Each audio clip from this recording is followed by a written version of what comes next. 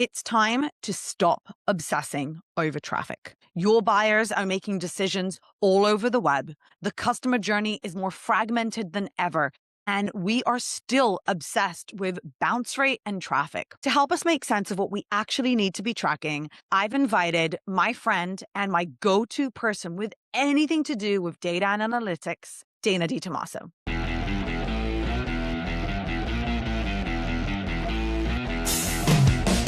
Dana, you are the person that I come to with any data, attribution, metrics, anything to do with analytics. Like, you are my go-to person, and I am hoping that you can help me with this one. Absolutely. I'm sure I can. Here is what I'm seeing. We all know this, right? The linear funnel no longer exists. I mean, it hasn't existed for a while, but now it's more fragmented than ever.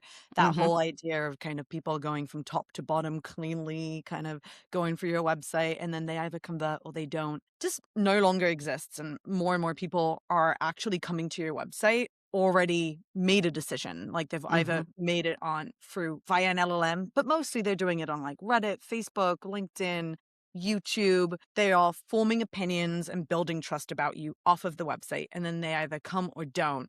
And then they either convert or don't. And I'm hoping that you and I can have a conversation today about what that looks like in this kind of new fragmented world. How do you even track anything anymore?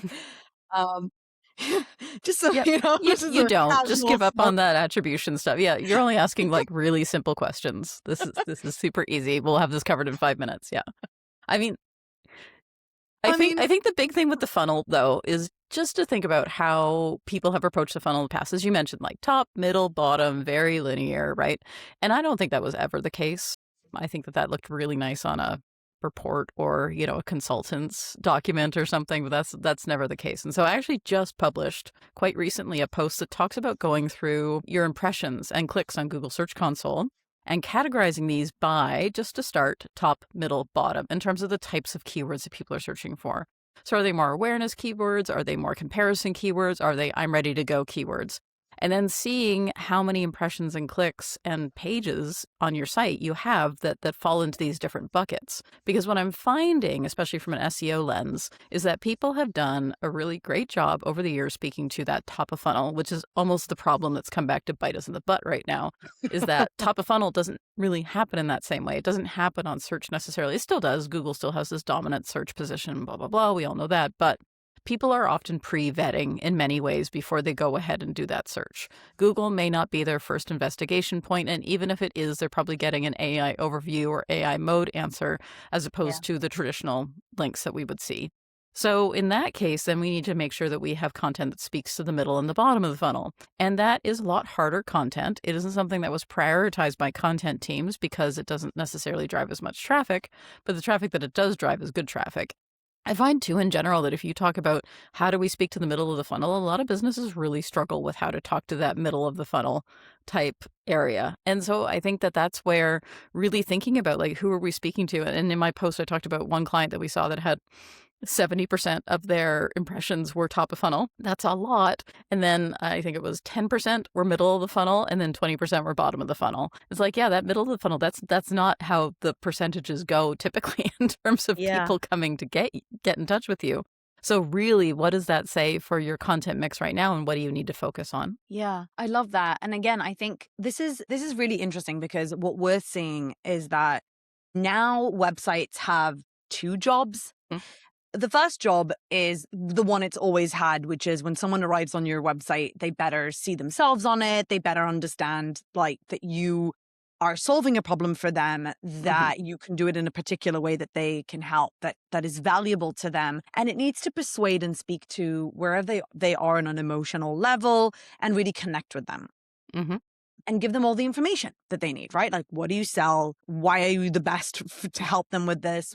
What do they need to do to actually get that value? The second job that we're seeing right now is confirmation. And confirmation is actually you helping them bridge the gap between what they've learned about you off of the website and showing them that it is correct. So Mhm. if they went on Reddit or if they were on Facebook groups and they learned about you there and now they're coming to the website, they are there to confirm that everything I learned about you off of your website is correct. You are who you say you are. This is going to work for me. And there is like a second job now that no one is really kind of paying attention to, because you actually have to know what's being said about you off of your website, what your competitors are saying, what prospects are saying, so that you can optimize for that. And I think that kind of also speaks to what you're saying, which is there's an added layer now that you have to start paying attention to, which is kind of the middle of the funnel. People are arriving with formed opinions or with very specific questions that need answers. Yep. So yeah, I guess my question is, how do you start making sense of this new funnel, if there is one? Yeah, and I think that that's a great point to raise about like specific things people are looking for. Something that I find companies really ignore are on-site search queries, because they're like, well, I don't use that, therefore no one does. People use them all the time. And just look at the search queries. Yeah, what are people searching for on your site? Are they actually getting the answer? That there's usually some gold hanging out in there. And if people aren't using it a lot, then maybe make it a little more obvious that you have on-site search and see if there's something that can come of that. And if they're just not using it, then maybe your website is just that good that people don't feel like they need to search for that. Sure. But then I would also, again, go back to Google Search Console and look at branded queries. Because if they're not finding what they want on your website, then they're going to go to Google and they're going to search for brand name and then thing they want to know. You know, so for example, a very personal example, we needed to get a new heat pump installed. I live in a very rural area that a lot of people don't service. And so I Googled, you know, heat pump installer and where I live. And some places came up, and then I went to their website and they didn't say they served this area. It's like, okay, do you actually serve this area? It could be something as basic as that, right? And so sometimes it's just first off, say what you do. I know this is, you know, marketing 101, but it might have been a while since you went through your site. Go through it again. Do you say what you do? And then look at your branded searches, not just branded on its own, but branded combined with something else. And what does it actually say? What are those on-site searches telling you?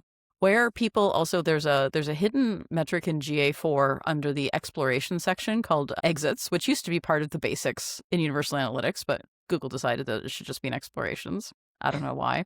But what you can do is you can create a freeform exploration, which is a fancy term for a table, and then look at pages for the dimension, and then you'll want to add exits as the metric, and then you'll compare that to the number of views and see how many people are bailing from specific pages, and is that the page that you actually want them bailing on? And remember too that exit doesn't necessarily mean they close the browser. It could also mean that their session timed out. So if, for example, the default session duration in GA4 is 30 minutes, they leave that browser open for an hour, then it will time out and that will look like an exit, even though it's not actually an exit. So you'll probably want to look at entrances, which is also an exploration. So in that hidden report, that explorations report, create a freeform exploration. The dimension you're looking for is page path. The metrics will be view, entrances, and exits. You can't do rate. So you'll want to download that into a Google Sheet or CSV or whatever, and then get rates calculated from there. This is also a great report to just toss into an AI tool and say, hey, here's my page paths with entrances and exits. What are you seeing? You can even put like source medium information into there and take a look at it more deeply that way. So there's definitely a lot that you can do with entrances and exits. I am annoyed that it's kind of hidden in GA4. I should probably just do a post about this specifically. Maybe I'll do that after we chat. It is a useful report. And again, like tossing it into something like Claude and saying, you know, here's the data from my site. This is what we do. When you do these kinds of prompts, by the way, just make sure to give it lots of context. Like, this is what we do. Here's our busy season. This is data from date to date. What I want to know is, you know, are people, for example, leaving or timing out on pages that I don't want them to leave or time out on? And if we think it's a timeout, then you would see a high number of entrances on that page as well. Right. So keep that in mind, as like it could be a place where people start. It could be a place where people leave. It could be a place that people just time out because they want to show it to somebody else later. So just take a look at those entrances and exit rates. I think it'll tell you something about what kind of content is interesting to people. Yeah, I really like that. And I'm also starting to think of, okay, if people are coming into your website and they're reading content, but they're not ready to buy yet, now they're using your blog or any kind of other information that you have on your website to just learn more, because maybe they're solution aware or they're product aware and they are investigating, and then they leave. And they leave and they go somewhere else, or maybe they come back next month, maybe they come back 3 months later, 2 weeks, whatever. What are metrics that people should be actually measuring right now? So what Mhm. should we be looking at to know if our content is good? Because in the past, I think you and I have talked about this quite a bit. It's like, okay, there's a lot of engagement metrics that we can use to Yep. see if people are reading our content, engaging with it. Mhm. But then if people are going to leave and we're expecting them to leave and maybe come back later, is there anything else that we can be looking at, or in general, what should we be Mhm. tracking? Yeah, I think especially if you're in the B2C space, you have to have some sort of pop-up to encourage people to sign up for your newsletter or, hey, get a notification when this goes on sale or whatever it might be. And I think that those like get a notification when this particular product goes on sale, those things are underused. I think by companies they're like, well, we don't want to give away money. Well, yeah, you do, because some money is better than no money, which is what you would get if they left and then they forgot to come back later. So definitely using those kinds of pop-ups. And again, please delay the pop-up. Don't have it come up immediately. Like I just got here. I'm not ready to marry you yet. Like give me a little bit of time. Have it delay on a specific scroll depth or whatever it might be. And again, this is where you can do a comparison of, say, scroll depth and, sign up rates. If you test out different depths, and you can see we get the highest percentage of signups when we wait this number of time or this amount of signups. So that's a great, A/B test to try out and see, like, what is your ideal depth? Of course, you got to have enough traffic to make that happen. Only larger B2C companies would have that kind of traffic to get something that's vaguely statistically significant to drive action based on that. And then in the B2B space, this is where you got to build that remarketing audience. And again, that might be tricky because let's say you're dealing with people in Europe who, of course, are going to say, no, don't track me. So your marketing audiences might be very small. But think about some other way to get people onto that list as quickly as you can. What is a way that you can encourage someone to give them your email address? What is that giveaway that you can use to engage with people, right? Give them something for that email, not just download some crappy 8-page PDF white paper that you presented at a conference one time. Like, what is the actual value of this, right? And maybe that isn't necessarily an email sign up. Maybe it's something like, here's a useful tutorial. Well, this is actually useful. I'm going to subscribe to this YouTube channel. I am going to follow these people on Instagram. So really thinking about all the different ways that you can bring people in some way so that they will remember you later, beyond you just hoping that they remember you later, which I think is a lot of people's marketing tactics right now, is like, oh, our website is so good, they'll remember us. No, they won't.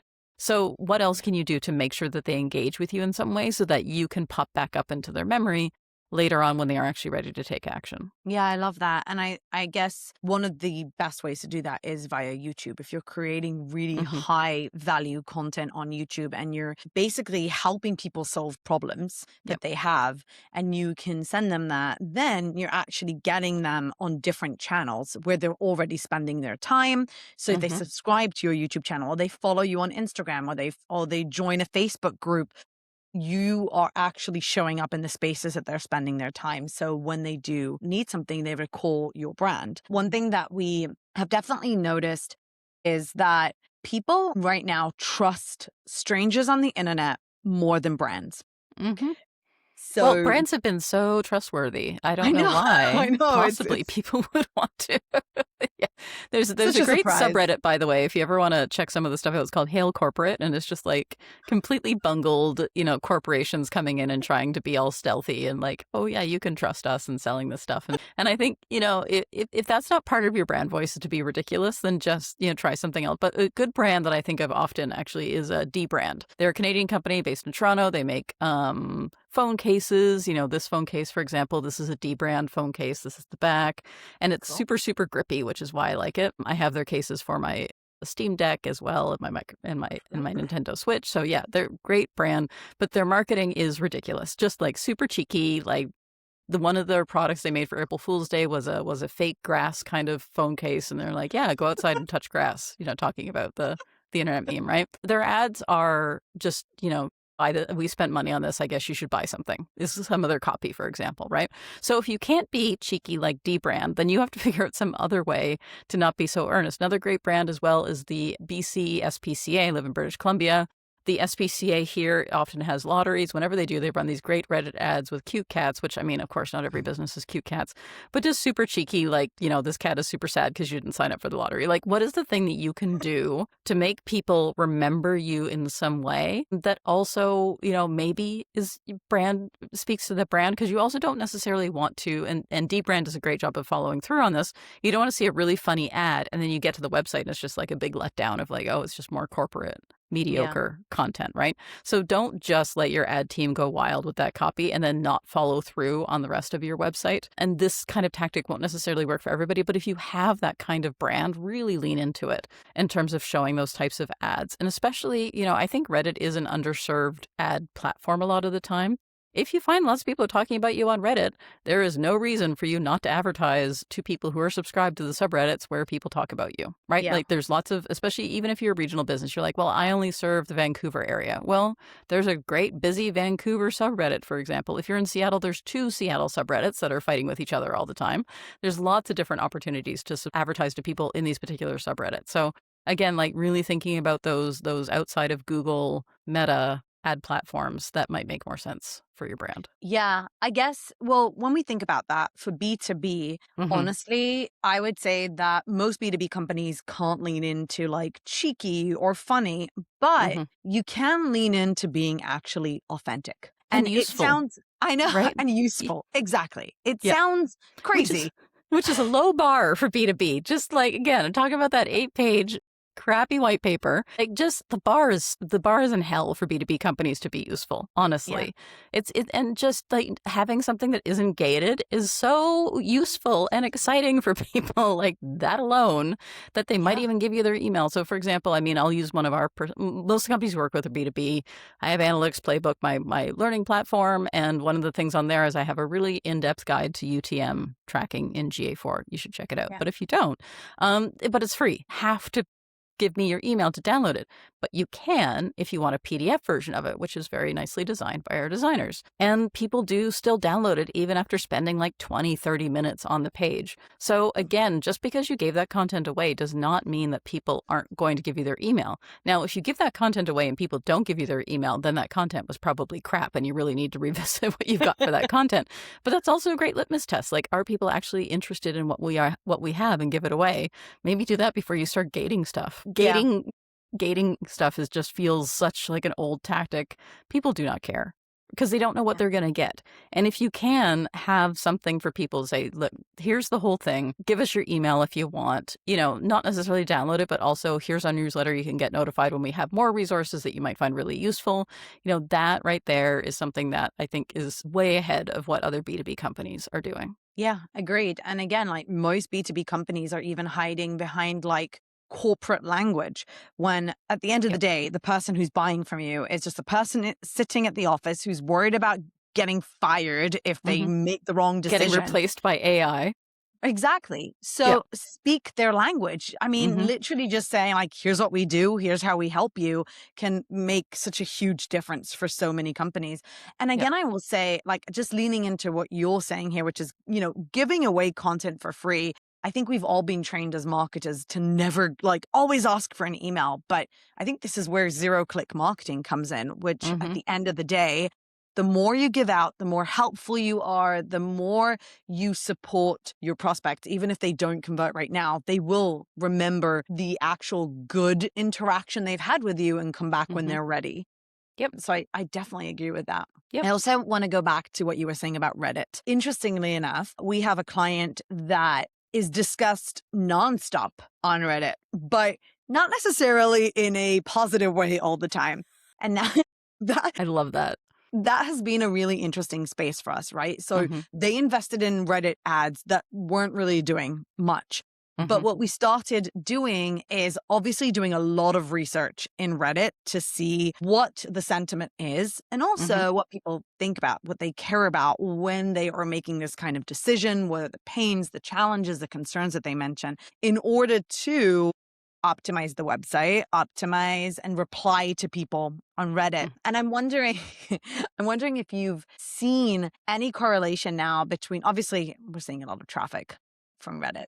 Of course. But are you seeing any correlation then between like we've got Google and Reddit and all these communities and then traffic and then how you are tracking all this stuff to really make sense of it? Because at the end of the day, unfortunately, a lot of people want a nice report that they can show. And it's really Yep. hard with zero click marketing to say, like, that post had 30,000 views, but like you have nothing to like Yep. show. Yeah. I mean, one of the things that we started doing is a lot of those kinds of assets that are come up for brand, for example, or I'm ready to buy X. Where should I get it from? Right.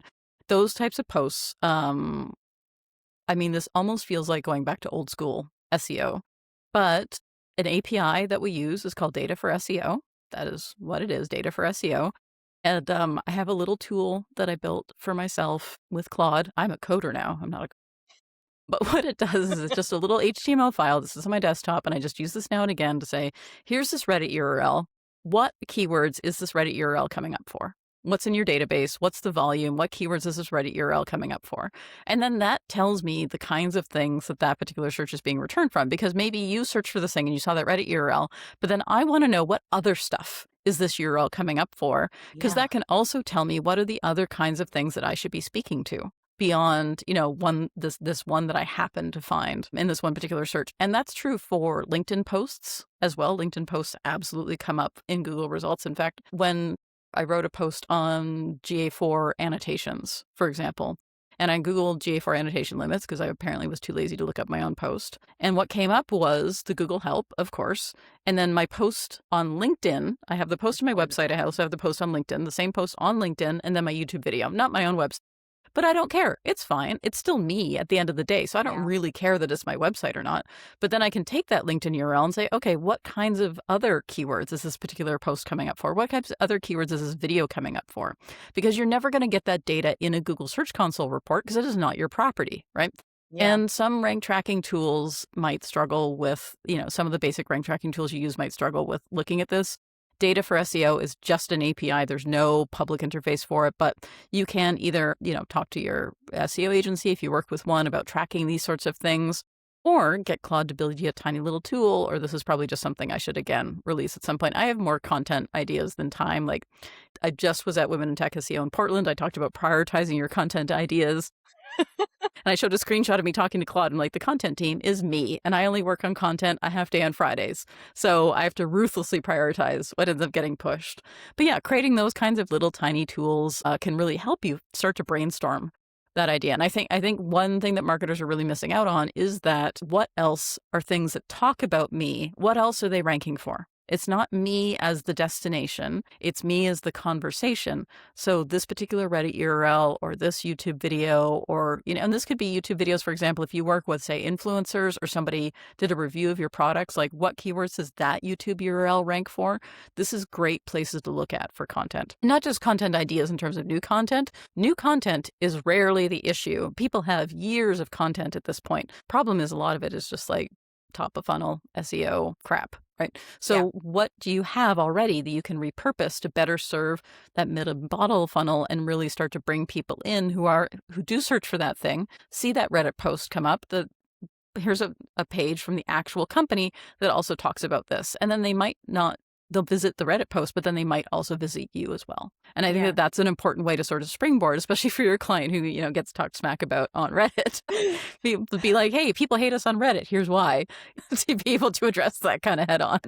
Yeah, it's a really interesting situation, mostly because they're a very large company and a Hmm. lot of other smaller companies have copied their name or sound Yep. similar to them. So a lot of time it's just like when someone says something bad, it just sounds like it's bad about them, but it's actually about the Yep. competitor or something else. So it's Oh, really totally. interesting. Yep. Yeah, I Yeah, a think lot of those I find a lot of those helpful gadget type things are more in the B2C space, are the ones that have all these competitors. So I saw one that was like a portable laptop stand that you could bring with you to cafes, right? oh, And yeah. and I saw an ad for it on Instagram, and the woman was like, "This is something I invented. People copied me." I'm like, "Okay, well, I'm going to go to your site and see if this is actually true." And the problem was with her site. I actually ended up DMing her on Instagram, like, "You have all these typos.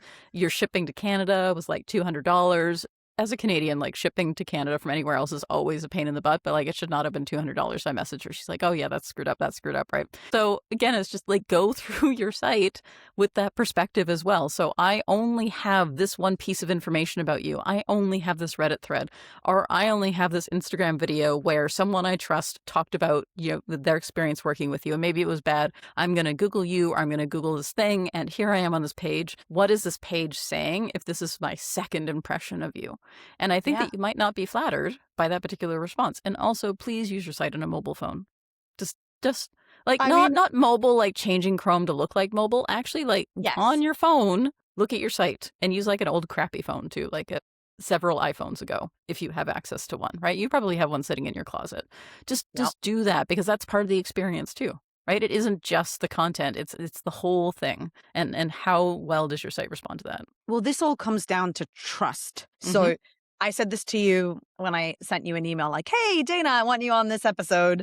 I see trust as the new conversion rate. I think that when people are buying, the only thing they care about is, are you trustworthy? And I wrote a post about this, and what I basically say is that trust equals the perceived probability that choosing you isn't going to end in regret. It's exactly this, what you're talking about here, which is someone hears about you, sees something about you, then they go to your website and they're like, wait, this is terrible. Like the content's bad, there's spelling mistakes, the shipping to Canada is $200, all these things. And you have to kind of start working on building trust on and off your website. So on the website, obviously, like you said, like, hey, can you actually check out your website? Don't have typos. Don't have typos, or make sure you're speaking to the right people, or that your offers are up to date, that everything that you're saying speaks to your customers. And I think when we start thinking about trust, we can start prioritizing different things. One of the things I was just saying is, I don't think anyone has ever just checked out what happens if someone never visits your website. Like, what do they learn about you? Absolutely. And that's something that we recommend our clients do as well. Just like never go to your website, only go off of reviews. So go off of reviews, especially for, say, a local business, right? So if you have multiple locations, you're Googling that business, you've got the Google business profiles that come up. What are the reviews saying? What are the reviews of your competitors saying? What do you do well versus what your competitors don't do well? So Celeste Gonzalez has I think it's a collab thing. Anyway, that you can use to grab reviews and compare them. It's great. So, that is one way to look at it if you have those Google local review things to work off of. And otherwise, what are the things that your competitor, because obviously those versus pages are huge in terms of the B2B space, right? Every SaaS company has a look at us versus this competitors or top 10 budgeting software. And like the number one happens to be this product, right? Like people see through that stuff. Like we're beyond that now. So having that is almost like a negative trust factor, because it's like, okay, you have to pretend that you're BSing me in order to try to sell me on this stuff. Yeah. So what are the other kinds of things that you can do to show that you're good in the space? And also maybe sometimes it's, hey, look, we are not the right product for people who X, This is not something that we serve well. You should probably don't sign up with us if that's the case, right? And that's a really honest thing to do. And right now, as you're listening to this or watching this, what the answer to that is. So for example, Kickpoint as an agency, my agency, we know that we are not a great first agency for people because we are a bit too intense. We're a great third, fourth agency to work with, but not your great first agency. And so we know that about people and we know that about ourselves. So if you come to us and you're like, yeah, I'm just brand new business, want to start with my first agency, like, have you ever worked with agencies before? Oh, no, this is your first time working in a marketing agency. We may not be the right choice for you, right? And so it almost feels counterintuitive, because when we tell people that, they're like, but I really want to work with you. Like, okay, but I don't think you're going to have a good experience as a result of this. Like, it's not you, it's us. We don't serve that well. So we know some great people that we can recommend you to, and they will be fabulous. And then, eventually when you outgrow those people, then you can come talk to us, right? So who is that? What is that you don't serve well? And you don't serve it well. And maybe you've tried to fix it and you're like, you know what? Let's just accept that is not our strength and we're just going to move on. You cannot be everything to everyone. So what Yeah. is that? And just talk about it. Just be honest about it. Yeah, I will also shout out at this point where you know how these websites have pop-ups that say, "Do you want a free report?" And then there's a button that says, "No, I want to keep losing money." That's not what we're talking about here. Yeah, like that's no. And those are also we actually have a on our Slack, we screenshot the more ridiculous ones and just make fun of them because they're just some of them are completely over the top. And I can't tell sometimes if they're over the top or not over the top on purpose. But yeah, like Shapermint, for example, which is a B2C brand. They do like shapewear for women and their offers that they have and they're like, no, you don't want to. And my wife buys them. So I've seen their website.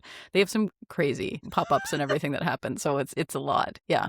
But again, it's not, this is, I think there's nothing wrong with being honest. Like this is not the right choice for you if, you know, for Yeah. example, like I offer a lot of GA4 training. GA4, I'm not a GA4 apologist. GA4 may not be the right choice for you. I'm more than happy to help you pick another solution, right? That's going to work better for you. You know, I have a client we're working with right now who decided to ditch GA4 and go with Matomo. Great. More than happy to help you get set up there, right? So being honest about like what is the right choice for you. But of course, Google's going to be like, no, you have to use GA4 at all times. They're never going to be like, actually, we don't do, for example, cookieless tracking well, which they don't do well. You know, or we don't do it well if you actually need to build a report and you're not that technical, right? GA4 may not be the right choice for you, but they'll never admit that.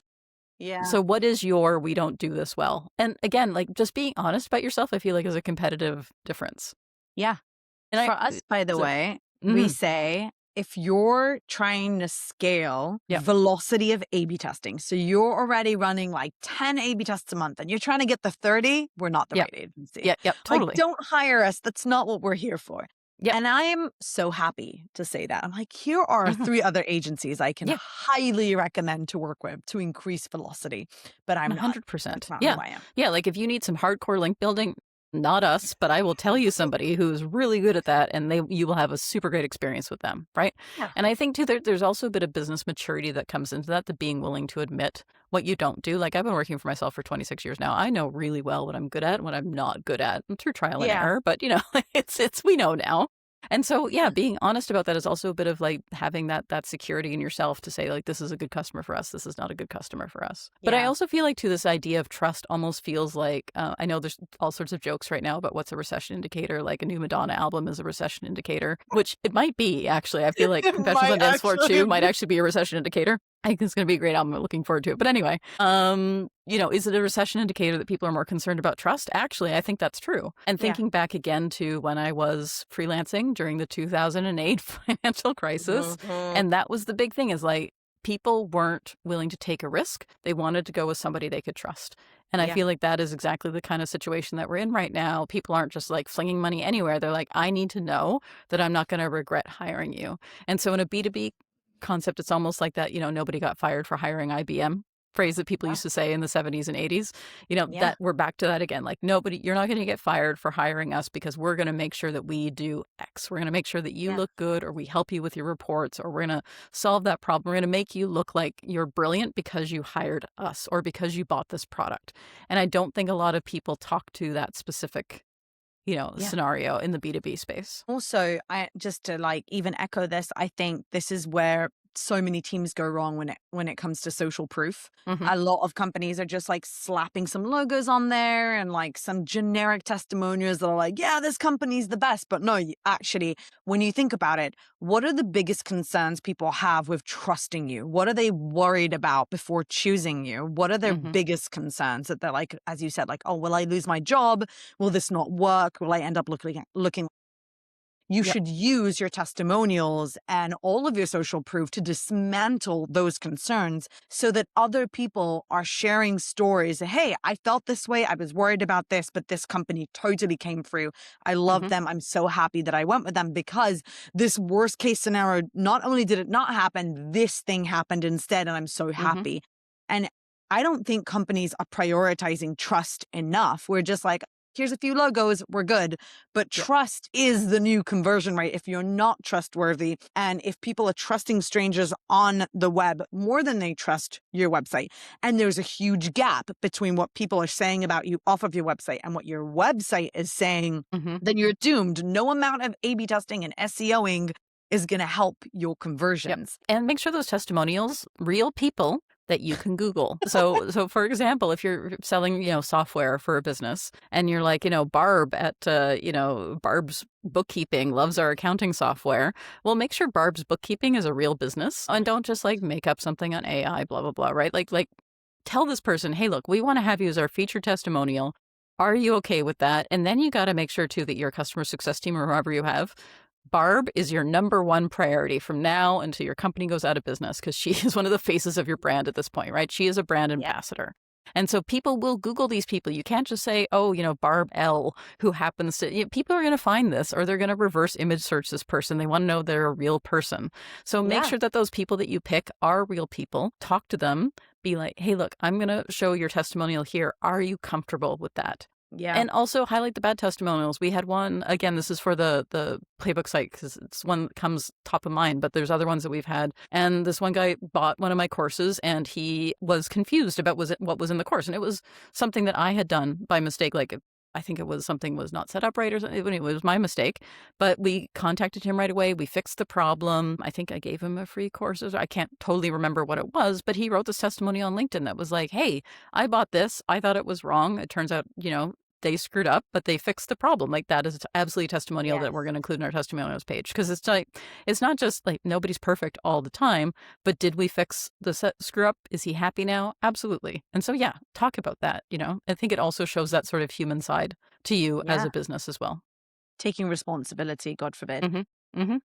Yeah, I was watching The Amazing Race with my husband the other day, and don't ask.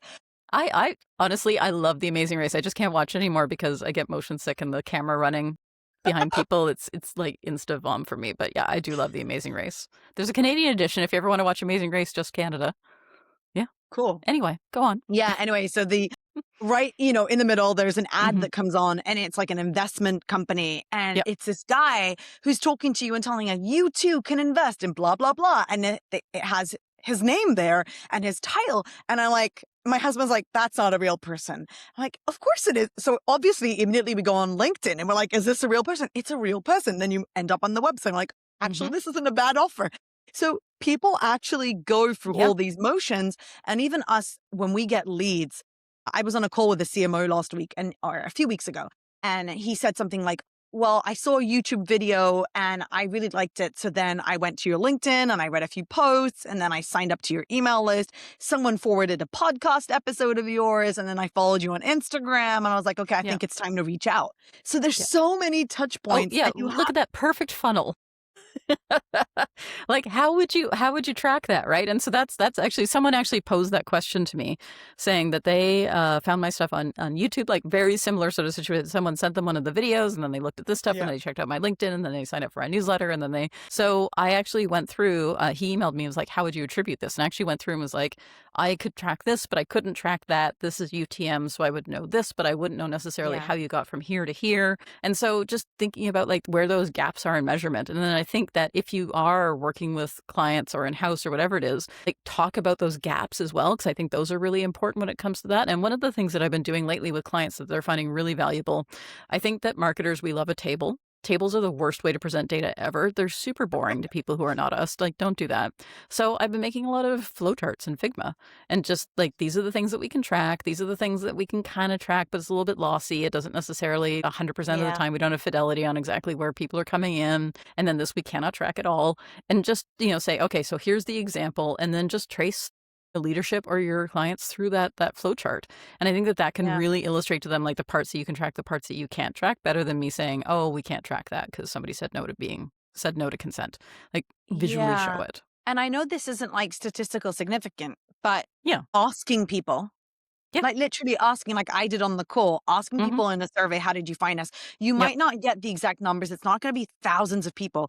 But if you can get a few, you're like, okay, the top channels that keep coming up are Instagram, LinkedIn, and YouTube. Then I need to double down on that, even if I can't actually track it. Yep, percent. And so one of our clients is a moving company, and we have, when people sign up to move, we actually track their source medium, their Google Analytics client ID, so we can go back to the original session, all the good stuff you're supposed to do. And then the people who actually talk to them on the phone say, hey, how did you hear about us? And so they have a completely different set of like word of mouth, AI, Google search, whatever it might be. And from there, we found out that something like 75% of people who book through with a PPC source are word of mouth, which means that they did a branded search. And so the client was like, I don't know, I think we should stop doing branded search then if it's just these word of mouth people. It's like, well, it's super cheap and your competitors will take over that spot. But Yep. that's also good for us to know, because then our ads for branded search can speak to, hey, you heard about us from your friends. Now you can, right?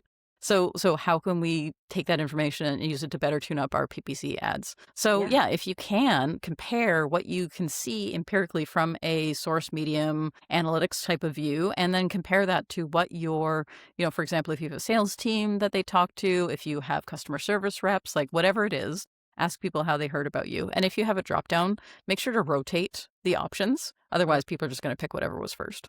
Yeah. Okay. I have a few rapid fire questions, as they like to say. Right. Quick takes. Hit me.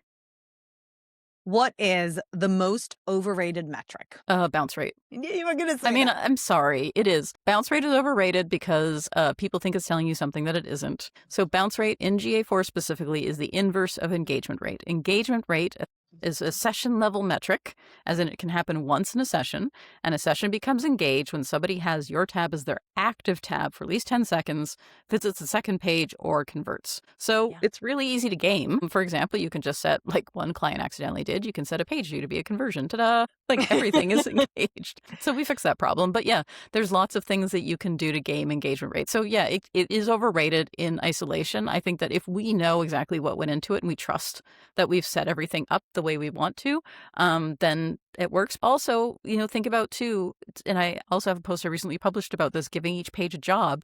For example, one of the jobs of this page on your site is to direct people to your driving directions. And so they don't actually spend 10 seconds on the page. You just click through and go somewhere else. Like, that's fine. That site would have the page would have a very high bounce rate. I don't care. Because they did the thing that they wanted to do. So what is the job of that page? If that job of the page is to navigate, then I don't expect that page to convert. So also combine that with the job of that page to make sure that bounce rate or engagement rate metric makes sense. I love that, because also in very different industries, the homepage is that jumping board. And then absolutely. No, your homepage is the I don't know what I want, so I ended up here page. Or my SEO is bad, so I ended up here page. Like, it's not, your homepage is not that great. It's not intended to be stuff. So it's And people obsess over their homepage, wanting the engagement rate to be really high. But we actually measure the paths people go through, because then you want to see, okay, are they using it as a springboard, which is what we want them to. We want them to immediately see what they should click on next and what information they need to take the next step with us. Yep. So your time on site for your homepage should probably be pretty low. Yes. Time on page, rather, for that. Yeah. Okay. So what's one report that every marketer should create, build in GA4? Well, a report that doesn't exist and should is looking at on-site search terms. So that is the view search results event in GA4. If you don't see it coming up, that's because it only triggers if there's certain parameters. So if you do a search on a WordPress site, for example, you get the /search equals term. If you have something else showing up in there, like keyword or something like that, it might not be tracked. You can go into your admin settings, and you go into your data stream, and then you edit your enhanced conversion settings, and then you edit your site search settings. I'm doing this off of memory. I'm pretty sure I'm right. This is impressive. Yeah. Look, my life is GA4. Okay. This is and then make sure that actually works. Or if you don't have anything show up in the URL when you do a site search, you're gonna have to do some other sort of fancy footwork to get it to work. But that's the kind of thing you should absolutely be tracking. And there is no built-in report in GA4 that captures site search terms, and there really should be. What is one thing all marketers should stop doing right now? Reporting on traffic, just as overall traffic numbers. I think that for the people in the back. Yeah.